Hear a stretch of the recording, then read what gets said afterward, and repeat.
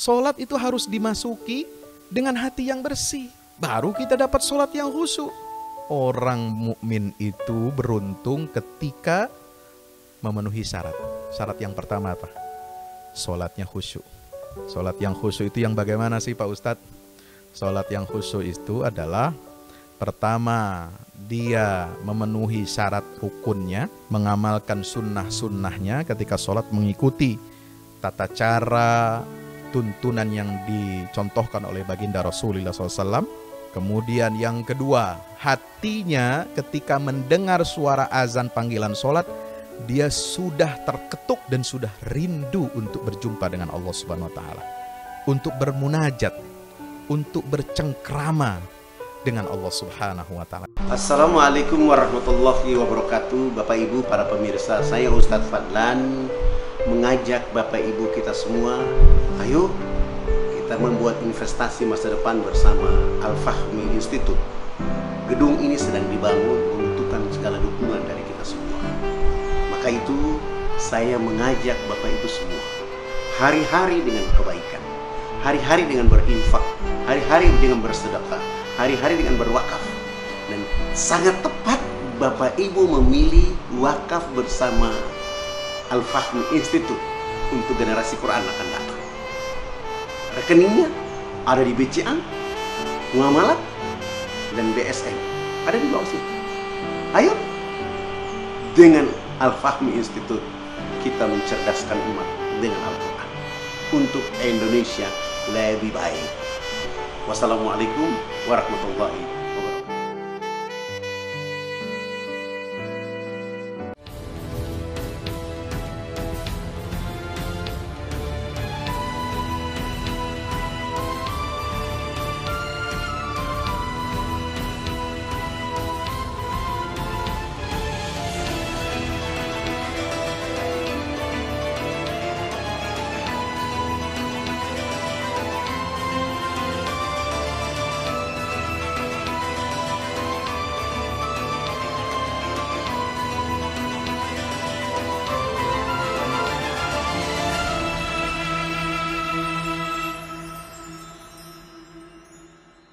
Bismillahirrahmanirrahim. Assalamualaikum warahmatullahi wabarakatuh.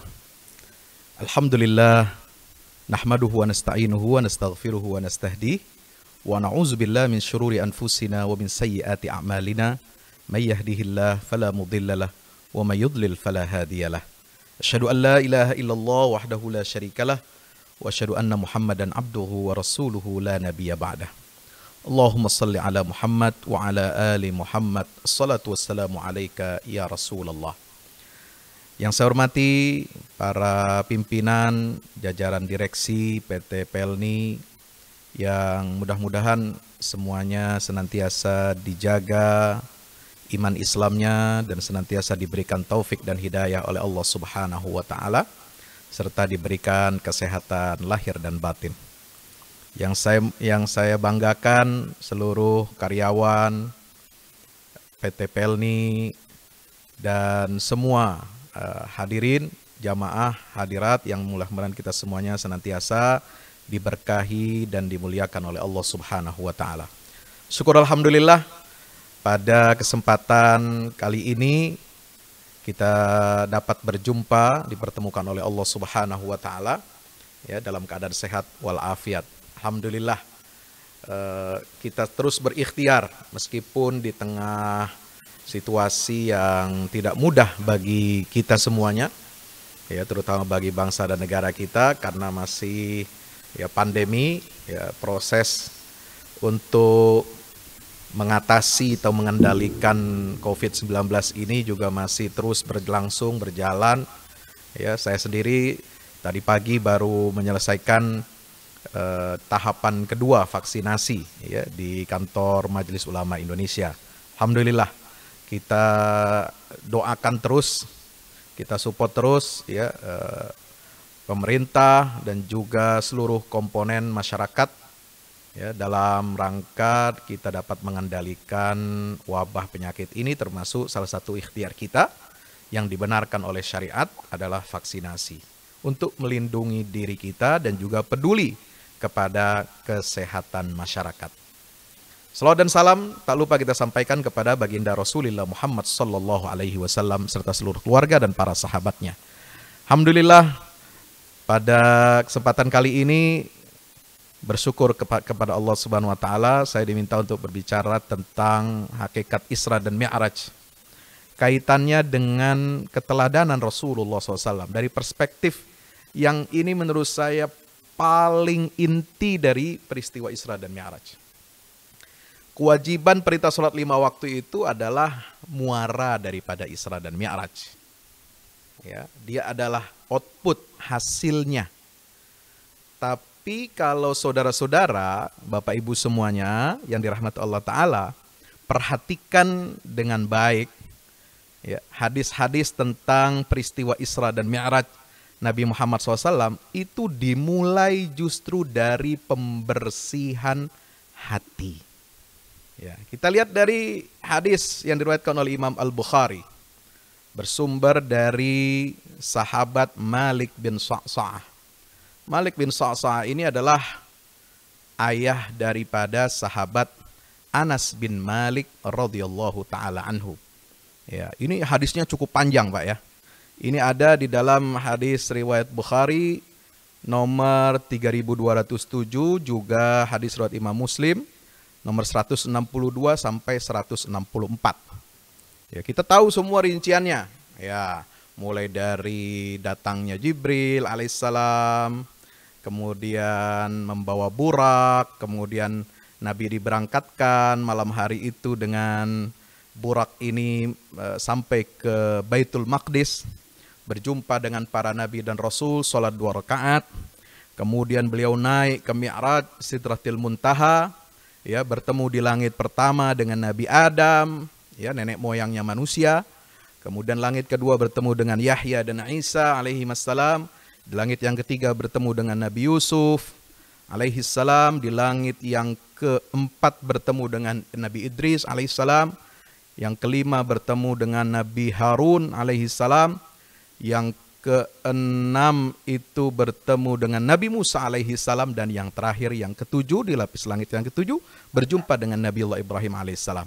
Lalu setelah itu beliau sampai Sidratil Muntaha menerima kewajiban perintah sholat 5 waktu. Nah, ini memang panjang hadisnya. Ya, tapi Bapak Ibu yang dirahmati Allah, kita jangan lupakan ya, awal daripada hadis itu justru berbicara tentang perbaikan dan pembersihan hati. Ya. Dari mana? Pak Ustadz, bisa nggak sebutkan teks hadisnya? Nah, gini. Jadi di malam itu Nabi SAW, ya, Rasulullah SAW ini mengatakan sendiri ya, bainama ana fil hatim atau fil hujr, ketika beliau sedang bersandar di Hijr Ismail. Hijr Ismail di mana Bapak Ibu? Yang sudah umroh, angkat tangan. Nah, ini sudah hampir rata-rata sudah pernah semua ya. Ini beliau sedang bersandar di Hijr Ismail. Hijr Ismail itu posisinya sebenarnya dia masuk area Ka'bah. Karena itu tidak ada tawaf mengelilingi Ka'bah, itu tidak boleh masuk ke dalam Hijr Ismail. Dia harus berada di luar setengah lingkaran itu. Dan di dalam Hijr Ismail itu hanya boleh sholat, karena memang boleh sholat. Kita masuk ke Ka'bah, itu kita sholat di dalamnya, itu memang disunahkan, dianjurkan. Karena Hijr Ismail adalah bagian dari Ka'bah, tidak terpisahkan. Nah, ketika Rasulullah SAW berada di Hijr Ismail, sedang bersandar, ya, setelah keletihan, seharian dari siang sampai sore, beliau berjalan, ya, pulang keluar dari Taif, ya, Taif itu di situ ada peristiwa yang membuat beliau sangat sedih, ya, membuat beliau pilu, ya, ditolak oleh kaum Taif ketika beliau berdakwah, dilempari batu dan dicaci maki luar biasa, ya, berdarah, ya. Beliau ini sampai kemudian istirahat di kebun anggur milik seorang Quraisy yang bernama Mut'im bin Adi, mendapatkan perlindungan di situ. Lalu beliau berdoa. Nah, kajian lengkapnya, apa latar belakang Isra Mi'raj, peristiwa apa saja, sampai hikmahnya, sampai ya cerita ke Sidratil Muntaha lalu bertemu dengan nabi-nabi, itu ada di Ya, video saya tentang Isra Mi'raj ada di channel YouTube saya. Nah, saya tidak akan mengurai ini lagi. Ya, saya akan karena sesuai dengan tema ini adalah meneladani Rasulullah SAW dalam bekerja dengan hati. Perhatikan baik-baik apa yang disampaikan oleh baginda Rasulullah SAW. Bainama ana fil hatim, rubbama qala fil hijr muttaji'an. Beliau sedang berbaring. Idh atani atin.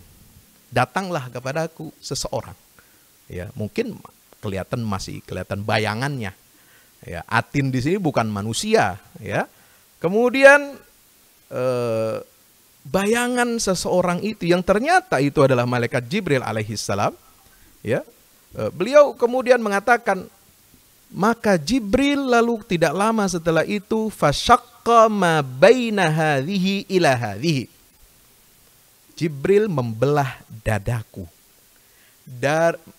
Dalam satu riwayat itu apa? Min thagrati nahrihi ila syi'ratihi wa sam'atihi.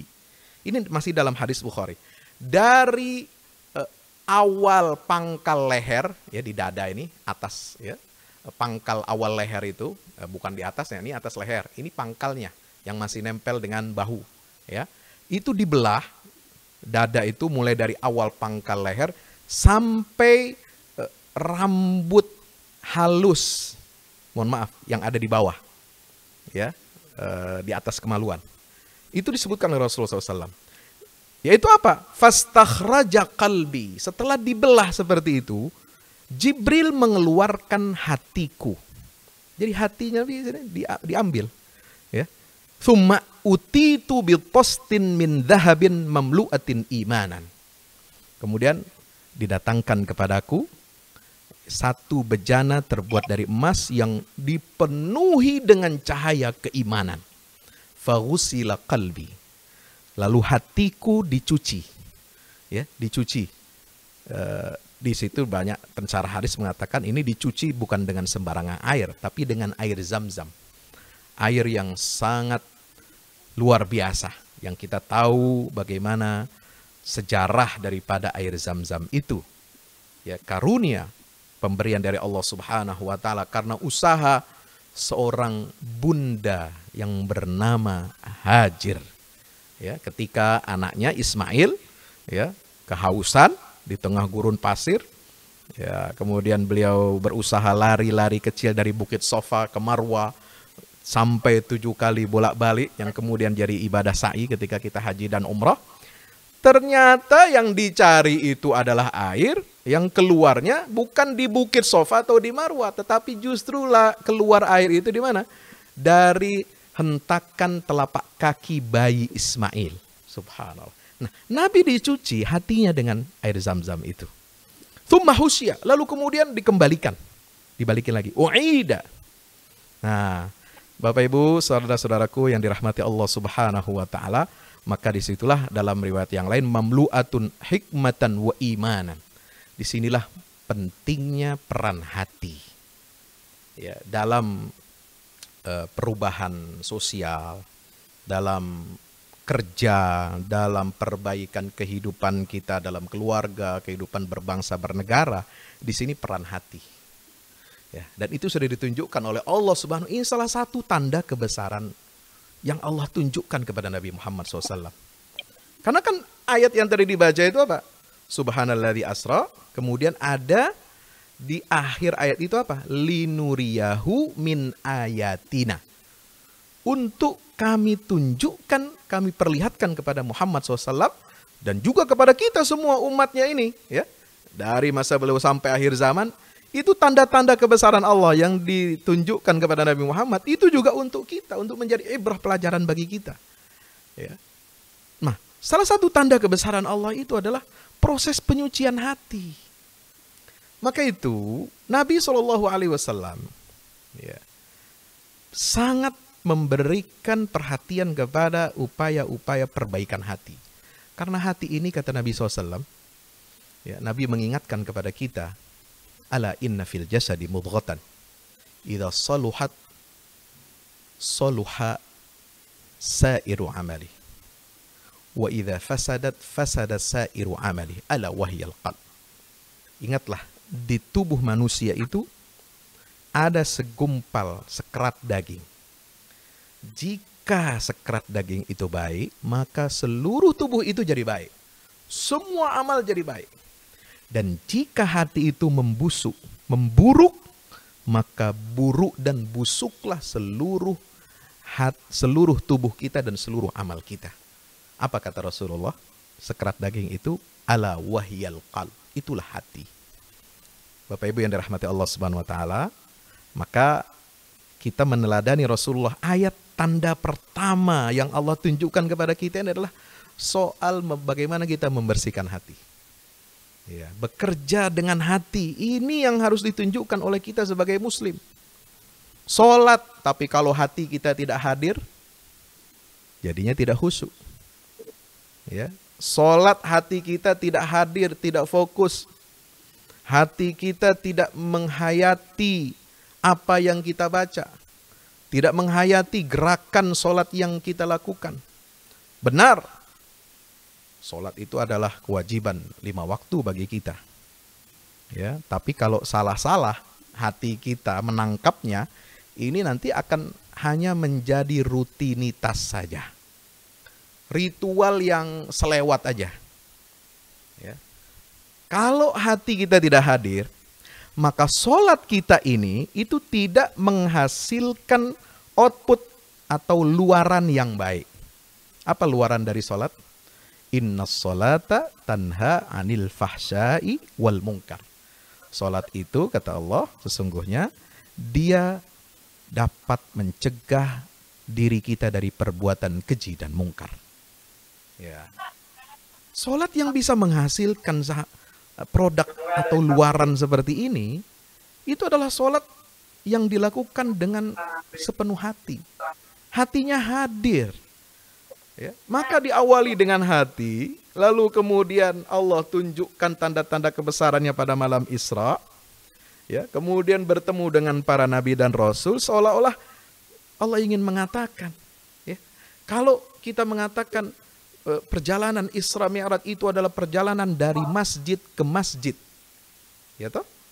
Artinya apa? Perbaikan kehidupan umat ini harus dimulai dari masjid. Saya ingin tambahkan, benar, itu tidak salah. Tetapi ya, perjalanan dari masjid ke masjid itu harus diikat dengan hati. Coba perhatikan sabda Nabi SAW. Ya, perhatikan sabda Nabi SAW, 7 golongan manusia yang akan mendapat naungan perlindungan dari Allah Subhanahu wa taala pada hari kiamat, ketika tidak ada naungan siapapun di sana yang akan menyelamatkan kita dari azab, dari murka Allah. Nabi mengatakan apa? Wa rajulun qalbuhu mu'allaqun fil masajid. Adalah seseorang hamba yang hatinya terikat, terpaut dengan masjid-masjid. Ya, terkonek, Pak. Kalau cuma sekedar datang ke masjid, keluar masuk, ya. Kita sering keluar masuk masjid, tapi hati kita nggak konek. Ya, tidak mu'allaqun fil masajid. Ya, nggak nunggu. Ya, ada ulama yang mengatakan qalbu mu'allaqun fil masajid itu apa?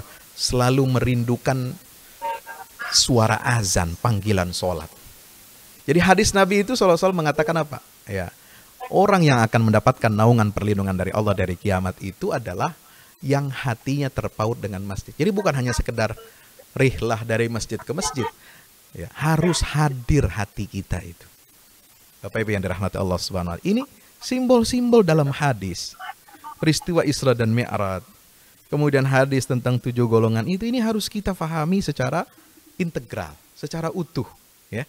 Makanya Rasulullah SAW, ya, hatinya itu dicuci dengan air zam-zam bersih. Kemudian hati itu diisi, ya, diisi dengan apa? Hikmah dan iman. Itu dalam hadis Muslim disebutkan seperti itu. Ya, muli'a hikmatan wa imanan. Diisi dengan hikmah dan keimanan.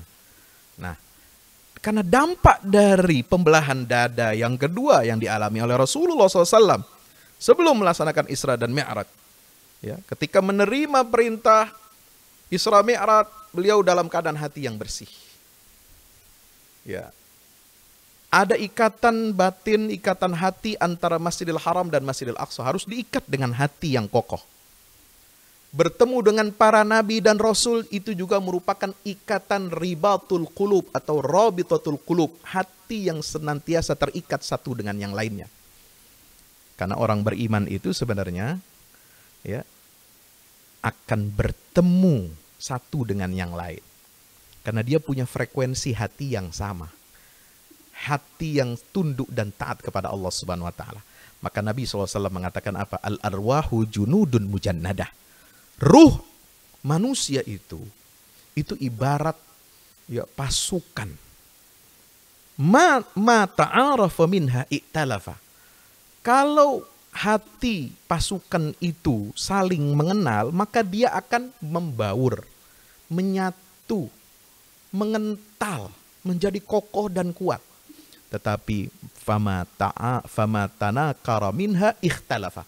Sebaliknya, kalau ruh orang beriman ini hatinya tidak terikat satu dengan yang lain, saling mengingkari, saling menghina, saling mengejek, saling menjelekkan, maka dia akan tercerai-berai.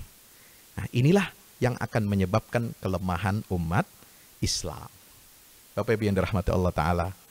Ya. Lalu kemudian sholat. Nabi SAW menerima perintah sholat. Sholat itu harus dimasuki dengan hati yang bersih. Baru kita dapat sholat yang khusyuk.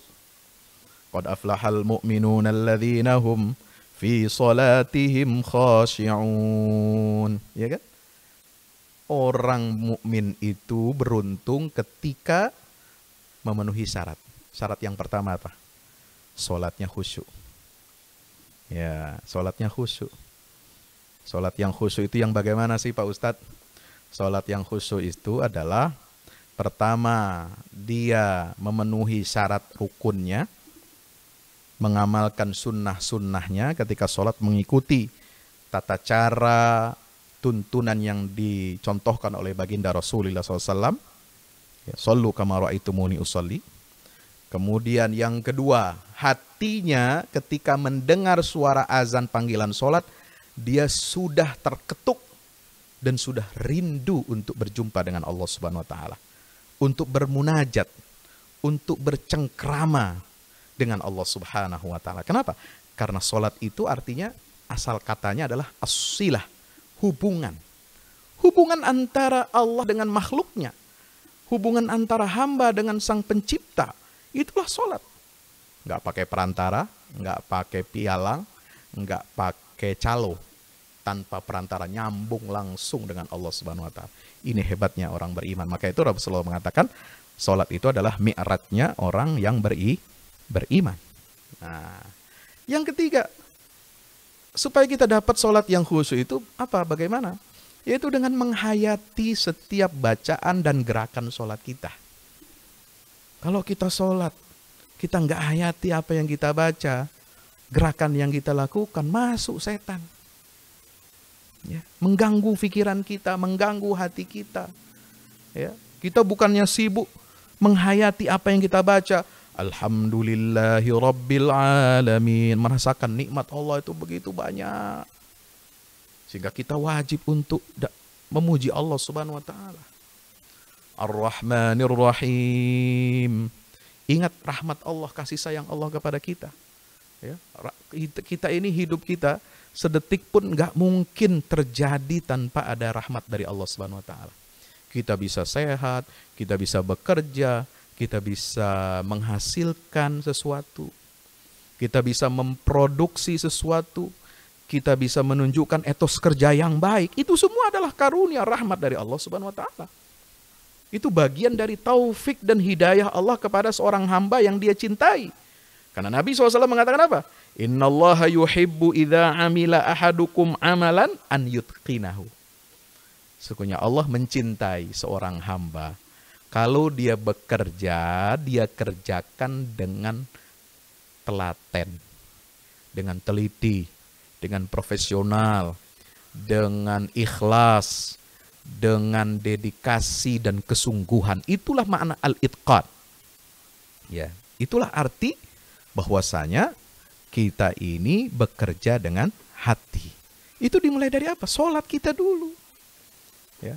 Bapak Ibu yang dirahmati Allah Subhanahu wa Ta'ala, maka kalau kita mendapatkan sholat yang khusyuk ini, karena sholat ini adalah tiang agama, as-sholatu imaduddin, maka kalau kita sudah berhasil mendapatkan sholat yang khusyuk ini, ya, ini yang akan mewarnai semua pekerjaan kita, mewarnai seluruh gerak-gerik kita.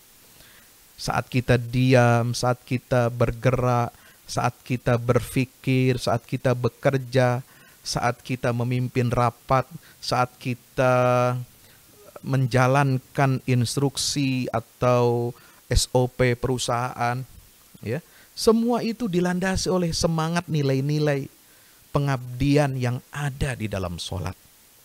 Ya, jangan remehkan, jangan menganggap bekerja ini nggak ada hubungannya dengan agama. Salah besar, Bapak Ibu rahmati Allah. Kalau ada orang Islam, dia memisahkan agama ini dari kehidupan, ya, dari urusan-urusan sosial, dari urusan pekerjaan, itu dipertanyakan keislamannya. Kenapa?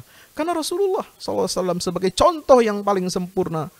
Laqad kana lakum fi Rasulillahi uswatun hasanah. Beliau bekerja membangun umat, memimpin umat, membangun peradaban, membangun ekonomi. Ya, Nabi kan setelah Isra Mi'raj ini apa? Hijrah, Pak, dari Makkah ke Madinah, Pak. Ya, membangun peradaban, membangun negara, membangun umat, membangun ekonomi, membangun tata kehidupan sosial, ya, bertetangga, kemudian juga hubungan antar agama, ya. Di situ ada simbolnya perjanjian Mitsaqul Madinah antara umat Islam dengan non-muslim, Yahudi dalam hal ini. Bagaimana dialog dengan umat agama lain. Ya. Kemudian juga Nabi membangun ekonomi, membangun pasar. Coba bayangkan. Semua dilandasi dengan nilai-nilai iman.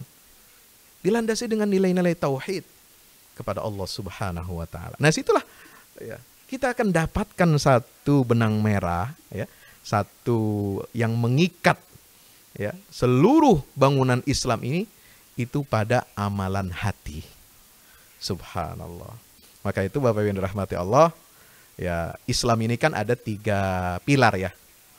Ya, bukan berarti rukun. Kalau rukun Islam itu baru salah satu pilar. Islam itu pilar.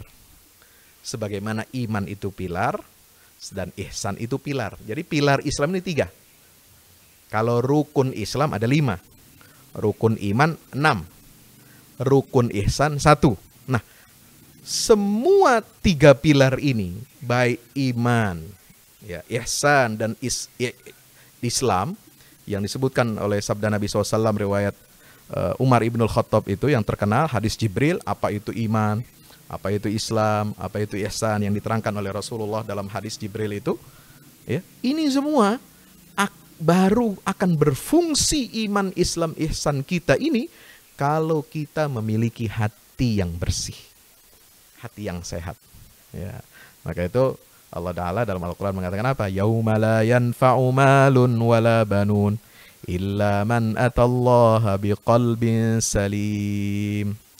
Ya, nanti di hari kiamat tidak akan ada manfaatnya harta yang kita kumpulkan, anak-anak yang kita sayangi, keluarga yang kita kasihi, ya, perusahaan tempat dulu kita mengabdi, tidak ada manfaatnya, Pak.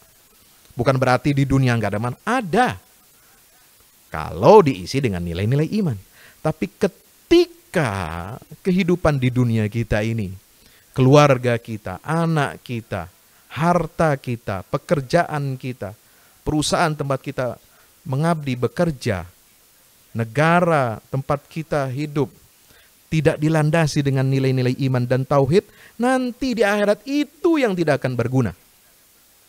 Illa man atallaha biqalbin salim, kecuali yang datang menghadap Allah dengan membawa hati yang bersih. Maka itu jangan disepelekan urusan hati ini.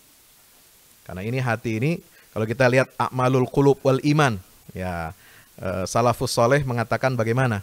Al iman qaulun wa amal yazid wa yanqus. Kata Imam Ibnu Taimiyah dalam kitab Majmu' Fatawa, iman itu adalah ucapan dan perbuatan. Dia bisa tambah, dia bisa berkurang. Apa artinya? Innahu qaulun wa amalul qalb. Dia adalah perkataan dan amal hati. Thumma qaulul lisan wa amalul jawarih. Kemudian dia adalah ucapan lisan dan perbuatan seluruh anggota tubuh kita. Subhanallah. Maka itu beliau melanjutkan, dukhulu a'malil qalbi fil iman aula min dukhuli a'malil jawarih bittifaqit tawaifi kulliha. Kata beliau, amalan hati ketika kita menegakkan rukun iman itu lebih penting, lebih utama daripada masuknya pekerjaan-pekerjaan badan fisik kita. Nah, jadi Bapak Ibu rahmati Allah, gitu, untuk kita bisa beriman pada Allah, iman pada hari akhir, iman kepada hari kiamat, iman pada Nabi, kepada kitab dan qada qadar, ini harus diawali dengan hati kita yang bersih dan kuat, ya. Bapak Ibu yang dirahmati Allah Subhanahu wa taala. Nah, jadi itu hubungan antara rukun iman dengan hati, ya. Bagaimana Pak Ustadz dengan hubungan antara hati ini dengan rukun Islam? Ya, kita menegakkan membaca 2 kalimat syahadat kan rukun Islam. Lalu sholat, zakat, puasa, haji, itu semua landasannya Pak hati, Pak. Innamal a'malu binniyat. Sesungguhnya amal perbuatan itu diterima atau tidaknya itu bergantung kepada niat. Niat itu adanya di mana? Letaknya. Semua ulama mengatakan mahalluha al-qalb. Tempatnya niat nih, dada. Nabi menunjuk, ya, asyara ila sadrihi thalathan. Beliau selalu menunjuk hati itu sebagai tempatnya niat 3 kali. Subhanallah, ya. Syahadat kita kalau nggak ada niat percuma. Sholat kita kalau tidak diawali dengan niat nggak diterima oleh Allah, ya. Zakat kita harus ada niatnya. Puasa Ramadan apalagi wajib malam Ramadan kita melafadzkan niat. Ya, jumhur ulama mengatakan begitu. Tapi bisa juga untuk memudahkan, ya, cukup melafadzkan niatnya itu cukup sekali ketika malam pertama berlaku untuk sebulan. Nah, kalau mau diulangi tiap malam boleh. Itu juga dianjurkan. Tapi tetap niat ini menjadi apa? Syarat diterimanya amal. Haji umroh kalau tidak ada niat, labbaikallahumma hajjan au umrotan. Ya Allah, aku penuhi panggilanmu, ya, untuk mengerjakan ibadah haji atau umroh. Ada niatnya. Jadi hubungan semua pilar iman Islam ini itu disatukan dengan apa? Dengan hati, Pak. Karena hati itu tempatnya niat, insya Allah. Sehingga Syekhul Islam Ibnu Taimiyah mengatakan apa? Al-a'malu zahirah la takunu salihatan maqbulatan illa bitawassuti amalil qulub. Ya, amal-amal yang zahir, ya, tidak akan menjadi baik dan tidak akan diterima oleh Allah Subhanahu wa taala kecuali melalui amal hati. Itu dimulai dari niat. Bapak Ibu yang dirahmati Allah. Belum lagi yang amalan sunnah, ya. Kita kalau mau sholat malam berat, kalau emang nggak kita niatin, nggak kita tekadkan, ya, minimal sebelum kita tidur kita niatin, ya, minta sama Allah, berdoa, ya Allah bangunkan saya, ya. Sedekah pada fakir miskin, hukumnya sunnah. Wa yut'imuna at-ta'ama 'ala hubbihi miskinan wa yatiman wa asira. Kalau nggak ada niat yang kuat dalam hati susah, Pak. Walaupun banyak harta, walaupun banyak simpenan, walaupun banyak hasil daripada apa yang dia kerjakan, tapi dia tidak mau berbagi, tidak ada niatnya, nggak jadi. Ya. Nabi SAW memuji Sayyidina Abu Bakar Siddiq, Pak. Ya, Bapak Ibu yang dirahmati Allah, Abu Bakar Siddiq ini kelebihannya adalah pada amalan hati. Ya, beliau ini orang yang paling menjaga hati. Sehingga Nabi SAW mengatakan, ya, seandainya hatinya Abu Bakar, ya, imannya yang ada dalam hati Abu Bakar itu ditimbang dengan imannya seluruh umatku, masih lebih berat imannya Abu Bakar Siddiq radhiyallahu anhu. Kenapa? Karena amalan hati. Apa itu dibuktikan? Amalan hatinya Abu Bakar, yaitu ketika beliau beramal tidak diketahui oleh orang lain. Nah, ketika itu Nabi bertanya, ini untuk contoh tauladan, ya. Tanya kepada jamaah, siapa yang hari ini sudah memberi makan fakir miskin? Abu Bakar angkat tangan. Siapa yang hari ini sudah menjenguk orang sakit? Abu Bakar angkat tangan. Siapa yang hari ini puasa sunnah? Abu Bakar angkat tangan. Siapa yang hari ini sudah mengantarkan jenazah? Abu Bakar angkat tangan. Maka Nabi SAW mengatakan apa? Majtama'na fimri'in illa dakhalal jannah. Amal, 4 amal ini yang dilakukan ketika orang tidak banyak yang tahu, lalu berkumpul dalam diri seseorang, ya, tidaklah berkumpul keempat amal itu dalam diri seseorang kecuali dia pasti akan dimasukkan surga oleh Allah Subhanahu wa taala. Subhanallah. Maka itulah kita harus menjaga kebersihan hati kita, Pak. Ya, kita bekerja di tempat kita bekerja, tempat kita mengabdi, jaga hati.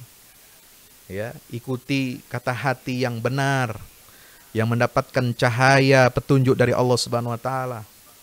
Jangan ikuti bisikan setan. Ya, jangan ikuti memperturutkan hawa nafsu. Ya, kita maunya mungkin seperti halnya fitrah kebanyakan manusia kan apa? Zuina linnas hubbus syahawat. Ya. Manusia itu fitrah nalurinya itu apa? Suka ya dengan syahwat-syahwat. Mengumpulkan harta, banyak anak, banyak ternak, banyak tanam-tanaman, buah-buahan, senang dengan harta benda dunia. Tapi kalau itu kita senang begitu saja tanpa dipandu oleh nilai-nilai ilahi, ya ini kita akan gelap mata. Kita akan korupsi, kita akan curang, kita akan mengurangi timbangan, kita akan merugikan konsumen, ya, kita akan merugikan negara. Nah ini semua dimulai dari hati. Dan ini yang ditunjukkan oleh baginda Rasulullah SAW ketika beliau Isra dan Mi'raj. Bapak Ibu yang dirahmati Allah, jangan tanya soal ihsan. Kalau soal ihsan itu sudah pasti itu semua hati urusannya. Anta'budallaha ka'annaka tarahu fa illam takun tarahu fa innahu yarak. Ya. Engkau beribadah kepada Allah Subhanahu wa taala seolah-olah seakan-akan engkau itu melihat langsung Allah taala.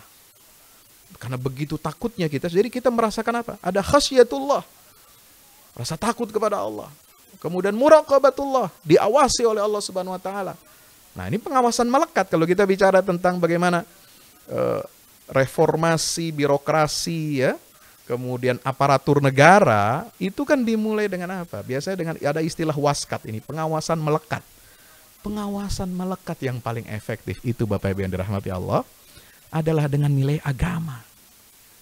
Ya, nilai keimanan. Ini yang bisa menghadirkan pengawasan melekat dalam diri kita masing-masing. Sehingga apa? Tangan, mata, hati, mulut, telinga seorang muslim itu, kakinya, bahkan kemaluannya, itu tidak akan melakukan hal-hal yang haram, yang melanggar aturan-aturan Allah, dan juga melanggar hukum aturan negara. Ini jaminan, Pak. Makanya jangan bilang, jangan bawa-bawa agama dalam urusan negara. Siapa bilang? Ya. Agama negara ini akan beres kalau semuanya berlandaskan nilai-nilai agama, Pak. Ya, karena agama ini membawa rahmat bagi seluruh alam semesta. Kalau untuk ngurusi Indonesia saja, Pak, kecil. Dengan agama insya Allah Indonesia ini akan menjadi baldatun thayyibatun wa rabbun ghafur.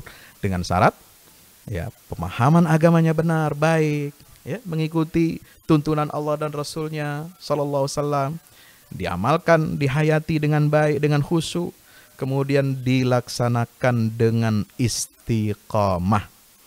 Nah, makanya negara tidak boleh memusuhi agama. Dan sudah benar founding fathers kita meletakkan sila pertama itu, ketuhanan yang Maha Esa. Ya, sudah benar. Pasal 29 Undang-Undang Dasar negara kita mengatakan negara berdasarkan ketuhanan yang Maha Esa. Sudah benar.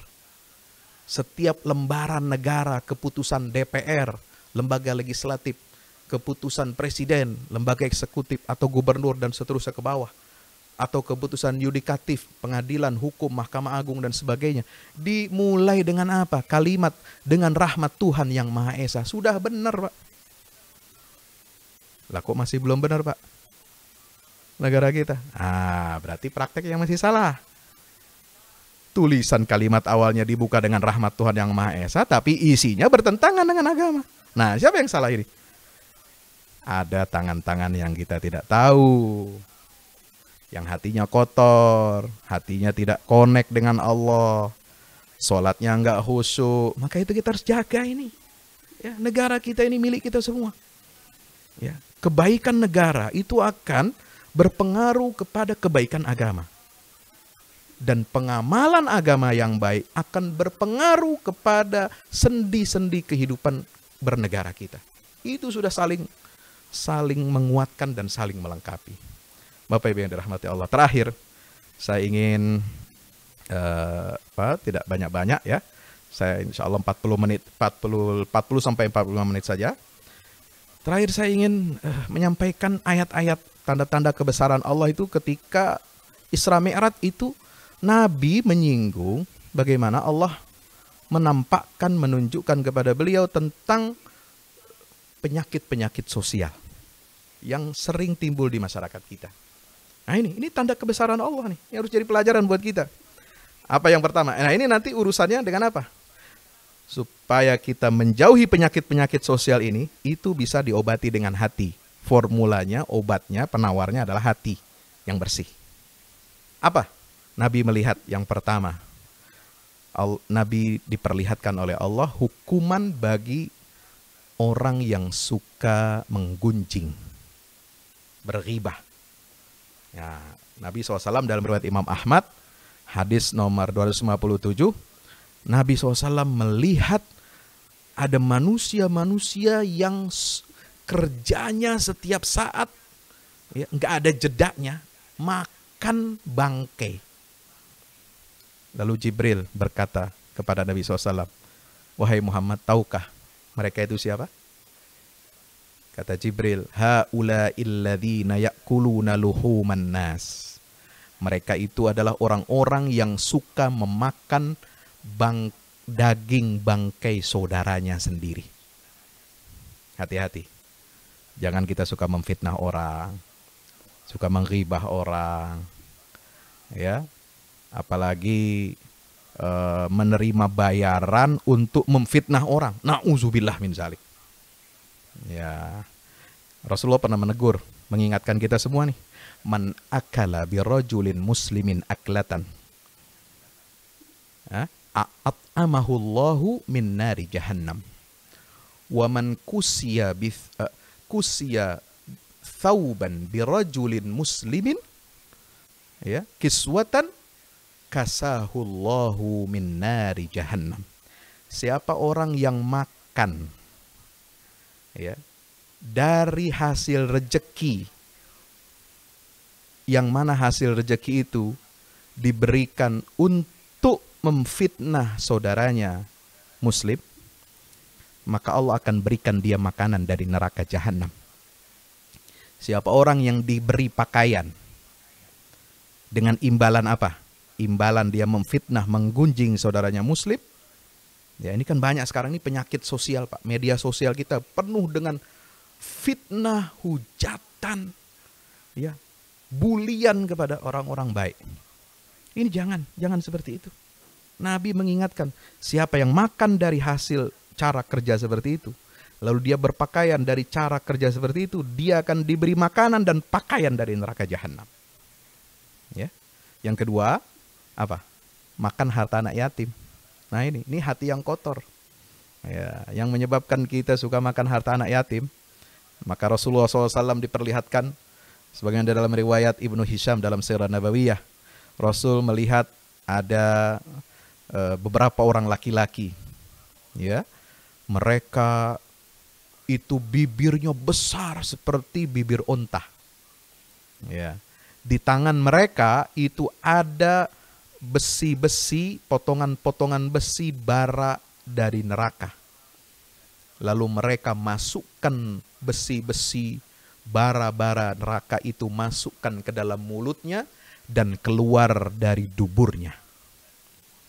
Jibril memberitahukan kepada Rasulullah, apa itu?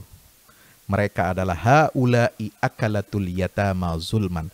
Mereka adalah orang-orang yang suka makan harta anak yatim secara zalim. Ini bisa dikonfirmasi dalam ayat Al-Quran, ya, surat An-Nisa ayat 9 mengatakan apa?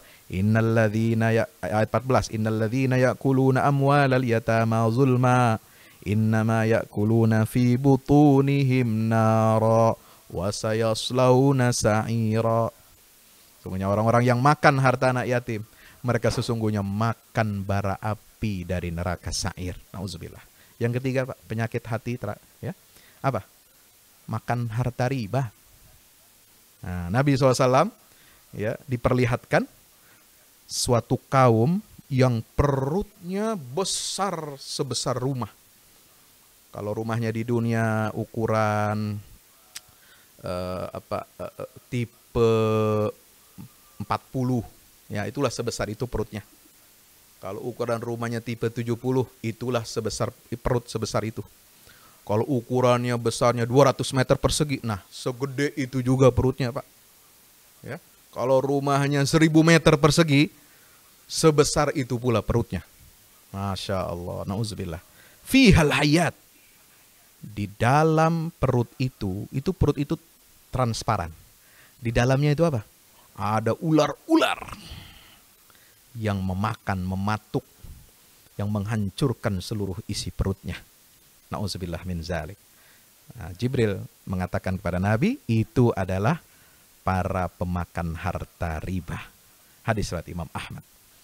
Ya, kemudian dalam hadis-hadis yang lain, ya, diperlihatkan tentang hukuman bagi para pezina, orang yang nggak mau bayar zakat, dan orang yang suka menebar fitnah. Bapak Ibu yang dirahmati Allah Subhanahu wa taala. Ada satu lagi yang terakhir. Ya, hati yang baik itu adalah hati yang memilih fitrah.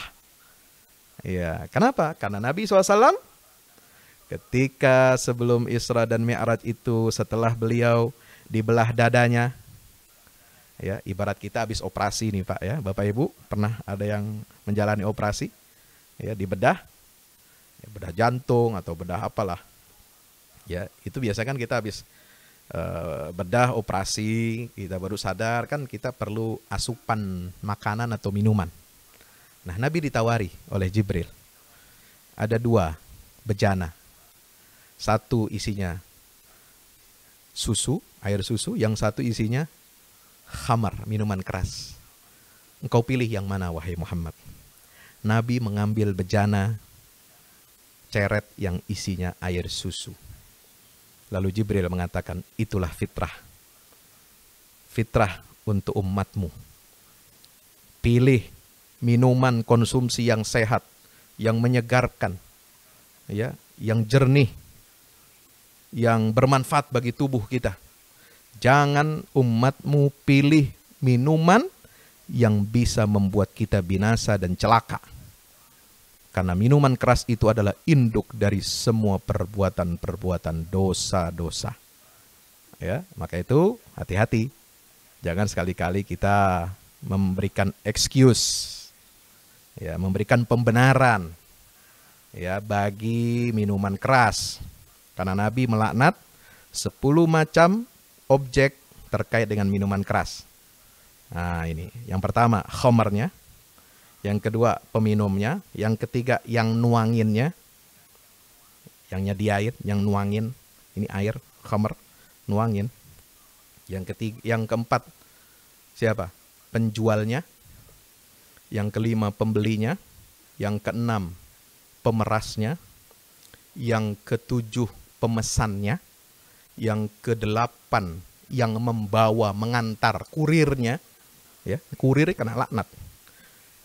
Yang ke-9 orang yang diantarkan kepadanya. Dan yang ke-10 mereka yang memakan harga minuman keras itu. Nauzubillah min zalik. Mudah-mudahan kita dibersihkan oleh Allah dari penyakit-penyakit hati, agar kita dapat menjauhi semua maksiat. Baik ketika kita dalam bekerja, hindari maksiat, larangan-larangan Allah. Ketika kita beribadah, apalagi kita jaga hati kita supaya tidak riya, supaya tidak berbuat syirik yang ringan. Ya, syirik khafi itu adalah riya. Ya, berharap pujian dari orang lain, lalu lalai dari nilai-nilai atau bacaan gerakan sholat kita. Dan hati juga harus kita jaga ketika kita mendidik keluarga kita, termasuk dalam bekerja, dalam mengabdi untuk bangsa dan negara. Demikian, mudah-mudahan bermanfaat.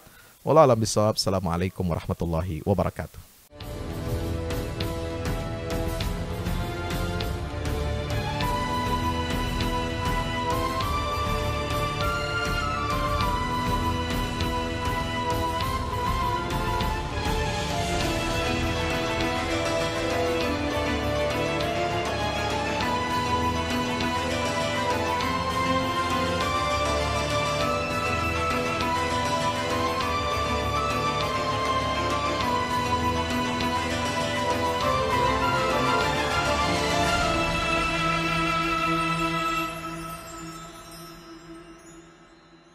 Assalamualaikum warahmatullahi wabarakatuh. Teman-teman yang dimuliakan Allah Ta'ala, kami memang masih baru, tetapi kami ingin berkontribusi besar juga untuk dakwah ini. Sebagaimana sahabat Rasulullah Hassan bin Thabit yang berjuang untuk surga, maka kami juga betul-betul merindukan surganya Allah Subhanahu wa Ta'ala. Dalam catatan sejarah, hanya Hassan bin Thabit inilah yang memiliki mimbar di samping mimbarnya Rasulullah Sallallahu Alaihi Wasallam. Di mimbar itu, dia membela kehormatan agama Allah dan Rasulnya. Di mimbar itu, dia membela Islam. Di mimbar itu, dia menyampaikan keunggulan-keunggulan dan kemuliaan agama Allah dan Rasulnya. Maka kita bisa melihat betapa mulianya keberadaan media, keberadaan mimbar yang berada di samping persis mimbarnya Rasulullah SAW. Oleh sebab itu kami juga mengajak teman-teman semua untuk ke surga. Dengan cara apa? Dengan cara kita yang sama. Kita berjuang lewat media. Media yang akan membumikan Islam rahmatan lil alamin di negeri kita ini dan juga ke seluruh penjuru dunia, menembus batas hingga Allah takdirkan Islam ini jaya kembali. Mari salurkan infak media ke rekening Bank BNI Syariah 0631 748 573. Wassalamualaikum warahmatullahi wabarakatuh.